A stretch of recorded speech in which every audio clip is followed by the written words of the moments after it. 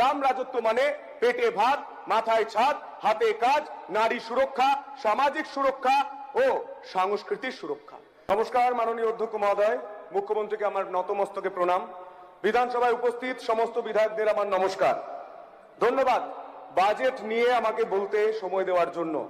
শেষ 15 বছর ধরে আমরা পশ্চিমবঙ্গে ক্ষয়রাতির বাজেট দেখেছি।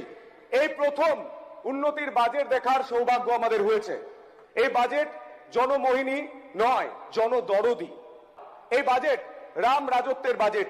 রাম রাজত্ব মানে পেটে ভাত, মাথায় ছাদ, হাতে কাজ, নারী সুরক্ষা, সামাজিক সুরক্ষা ও সাংস্কৃতিক সুরক্ষা। আমাদের সংস্কৃতি ভারতীয় সংস্কৃতি, যে সংস্কৃতি আমাদের শেখায় রামধনুকে রামধনু বলতে, রংধনু বলতে নয়। আমি অনুরোধ করব যে আগের সরকার তোষণ করতে গিয়ে রামধনুর নাম রংধনু করে দিয়েছেন শিক্ষামন্ত্রী মহোদয়রা, যাতে ভারতীয় সংস্কৃতির প্রথা মেনে রামধনুকে ফিরিয়ে নিয়ে আসে আমাদের পাঠ্যপুস্তকে। অনেক